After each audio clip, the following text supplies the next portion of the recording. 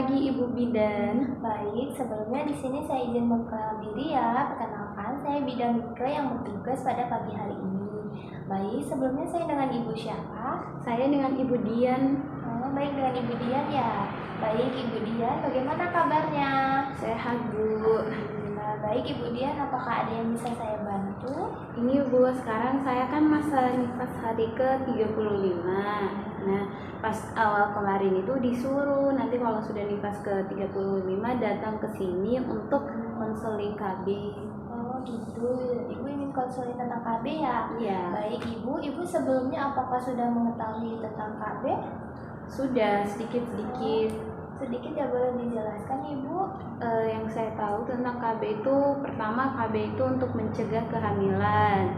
Jadi saya tertarik itu untuk KB supaya nanti ada jarak antara anak saya yang pertama dan berikutnya.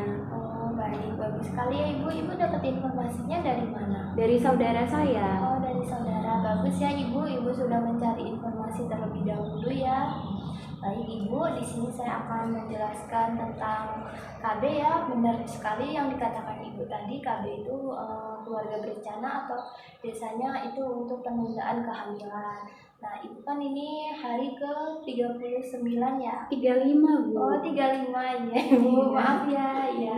Baik Ibu, di sini saya akan menjelaskan tentang macam-macam jenis KB atau kontrasepsi ya Ibu. Ibu untuk KB itu mempunyai dua macam ya Ibu. Yang pertama itu KB hormonal dan KB non hormonal.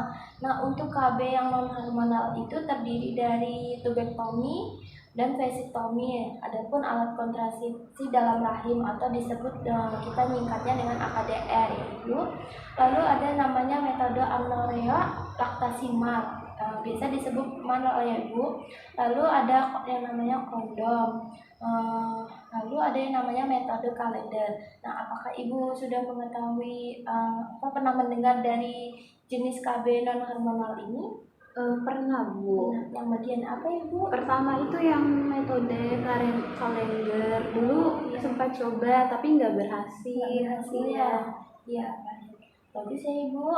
Lalu yang kedua itu ada KB hormonal. Nah, KB hormonal itu terdiri dari implan, suntik, lalu ada yang namanya pil Ibu. Nah, nanti di sini saya akan menjelaskan kekurangan dan kelebihan dari masing-masing KB ini ya Ibu. Baik Ibu, di sini saya akan menjelaskan tentang kelebihan dan kekurangan dari kedua jenis macam KB tadi ya Ibu. Yang pertama yaitu KB hormonal. Nah, kontrasepsi hormonal ini mempunyai kelebihan Ibu. Kelebihannya apa saja sih? Kelebihannya yang pertama efektif lebih tinggi mencegah kehamilan, lalu mengatur siklus menstruasi, lalu juga mengurangi resiko kanker ovarium dan endometrium. Lalu ada juga membuat flek hitam di bagian wajah biasanya ya Ibu. Tergantung hormon masing-masing ya. Lalu ada juga kekurangannya Ibu. Kekurangannya apa saja sih? Kekurangannya bisa menyebabkan perubahan berat badan, mungkin bisa naik ya Ibu berat badannya. Lalu ada juga tidak melindungi dari IMS. IMS itu infeksi menular seksual Ibu. Lalu harus lebih konsisten lagi dan rutin. Nah, untuk efek sampingnya itu biasanya sering mual, nyeri payudara, lalu mood swing. Mood swing itu kadang mood Ibu enak, kadang enggak gitu. Lalu sakit kepala gitu Ibu. Nah, untuk cara kerjanya gimana sih? Untuk cara kerjanya yaitu menghambat ovulasi atau pelepasan pada sel telur. Lalu menebalkan lendir serviks dan menghambat sperma mencapai ke sel telur. Lalu mengubah lapisan rahim agar tidak siap untuk implantasi pada tubuh Ibu. Nah, yang kedua selanjutnya yaitu yang kedua yang non hormonal.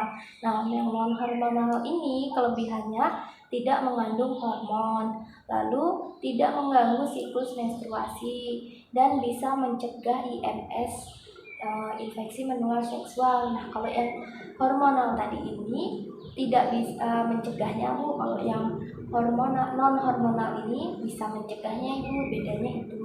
Lalu kalau yang non hormonal ini kelebihannya jangkanya panjang Ibu. Kalau yang hormonal pendek ya Ibu. Nah, lalu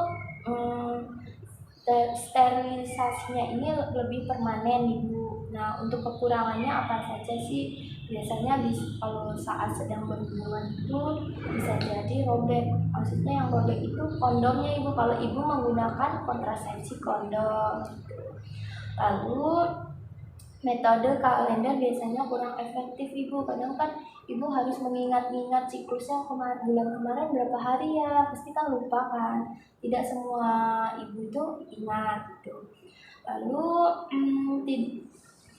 nah, untuk yang non hormonal ini biasanya tidak semua orang itu cocok ibu di KB non hormonal. Lalu untuk cara kerjanya itu, kalau kondom tadi kan seperti yang saya bilang bisa robek itu saat berhubungan. Nah, cara kerjanya kondom ini biasanya kondom menghalangi sperma untuk masuk ke dalam rahim. Untuk yang IUD ini untuk cara kerjanya biasanya bersifat spermisida atau membunuh atau menonaktifkan sperma ya ibu. Jadi sperma tidak bisa masuk. Lalu ada yang namanya metode kalender. Nah, ini biasanya menghindari HB saat masa subur. Lalu yang terakhir ini yaitu sterilisasi atau menutup ya ibu, menutup saluran tubal wanita dan vasektomi deferens pada pria. Nah ibu, nah itu tadi untuk konseling tentang KB ibu. Nah ada pun ibu kan ini masih masa nifas ya ibu. Nah biasanya masa nifas ini ibu lebih waspada lagi ya apabila mengalami tanda-tanda seperti yang saya sebutkan ini ya. Lama-lama biasanya ada pendarahan pasca melahirkan, lalu demam tinggi ibu. Nah sakit kepala, perubahan mood, nyeri dada dan sesak nafas, lalu susah buang air kecil. Kadang kan susah buang air kecil itu karena mungkin ada bekas luka jahitan, jadi ibu sering menahan kencing karena takut mau buang air kecil ya ibu. Lalu postpartum blues, vagina bengkak atau bernanah, lalu ada infeksi pada luka bekas operasi bagi yang orang yang operasi ibu. Lalu biasanya mual, muntah, nafsu makan hilang. Lalu biasanya orang yang punya preeklamsia, lalu payudara bengkak, abses payudara. Apakah ibu mengalami dari salah satu yang saya sebutkan tadi? Nggak ada ya, alhamdulillah, bagus ibu. Nah baik ibu, untuk masalah berhubungan seksual dengan suami ibu itu biasanya dilakukan setelah 6 minggu setelah persalinan ibu. Lalu biasanya saat berhubungan itu keluhan yang sering timbul itu biasanya nyeri ibu, karena mungkin menyenggol bekas luka jahitan ya ibu, bisa jadi.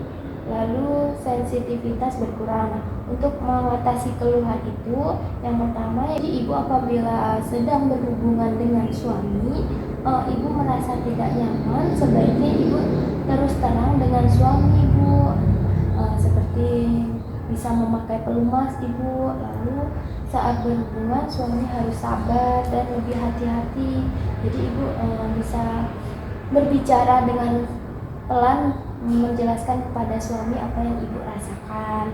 Lalu mungkin ibu kalau tidak mau berhubungan dengan suami karena merasa takut, ibu mungkin bisa membicarakan dengan suami, bisa berhubungan dengan cara yang lain gitu ya ibu. Baik ibu, ada yang ditanyakan ibu? Tidak ada. Tidak ada. Baik, kalau tidak ada, di sini saya akan mengevaluasi ibu untuk mengetahui seberapa pemahaman ibu ya dari hasil konseling kita tadi. Baik ibu, di sini saya mau tanya sama ibu, ada berapa macam jenis kontrasepsi yang saya jelaskan tadi ibu? Ada 2 bu. Apa saja ibu? Kontrasepsi hormonal sama non hormonal. Baik, bagus sekali ibu. Nah, baik ibu, dari hasil evaluasi tadi ibu berarti sudah sangat memahami ya apa yang saya konselingkan tadi. Baik ibu, apakah ada yang ingin dibahas lagi? Berarti nanti saya diskusi dulu ya sama suami saya mau pakai KB apa. Baik, sebaiknya ibu juga harus mendiskusikan dulu kepada suami ya untuk memutuskan KB apa yang sebaiknya ibu pakai. Baik ibu, nanti kalau sudah ibu memutuskan masalahnya, ibu bisa datang lagi ke PNB saya. Baik ibu. Kalau tidak ada pertanyaan lagi, saya cukupkan ya Ibu. Saya tutup aja. Nanti apabila Ibu membutuhkan sesuatu, Ibu